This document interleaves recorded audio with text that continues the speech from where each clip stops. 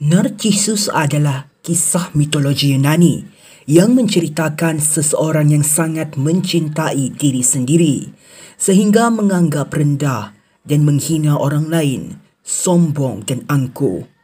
Dia adalah anak kepada dewa sungai, Cephesus, dan peri Lirop. Suatu ketika, Narcissus berjalan di tengah pepohonan peri gunung.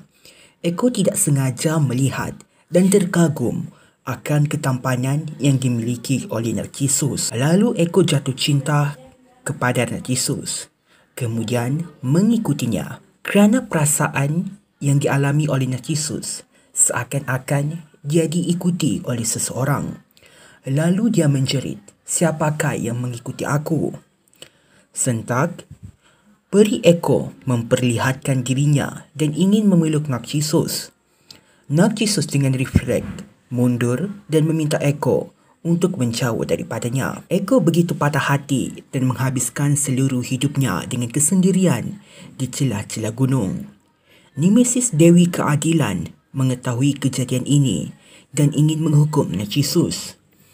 Nemesis mengetahui kecenderungan hati Narcissus yang begitu mencintai dirinya sendiri dan membawanya ke kolam di mana dia melihat sebuah bayangan. Sendiri di kolam tersebut, dia melihat bayangan itu terlalu indah dan terlalu nyata. Dia tidak sedar itu adalah dirinya sendiri. Dia terlalu cinta dan kagum terhadap dirinya sendiri dan merasa terjerat dengan rasa kagum dan cinta tersebut.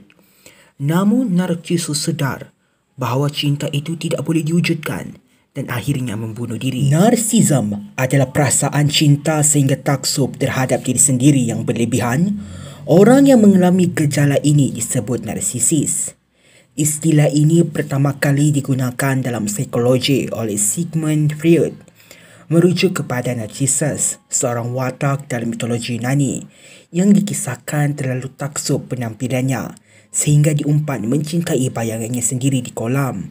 Ketaksuban diri memakan dirinya sehingga mati, lalu mayatnya bercambah menjadi sekuntum bunga.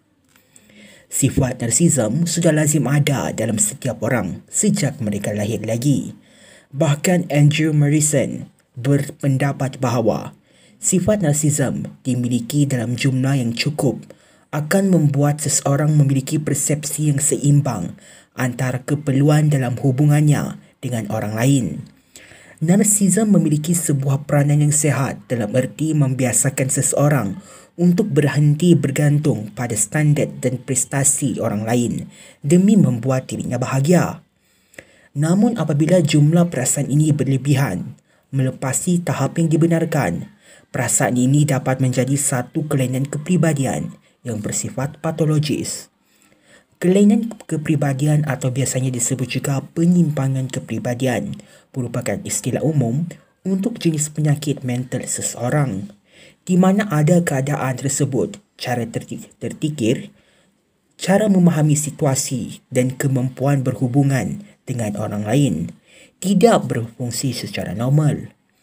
Kondisi itu membuat seorang memiliki sifat yang menyebabkan diri merasa dan berperilaku dengan cara yang menyedihkan,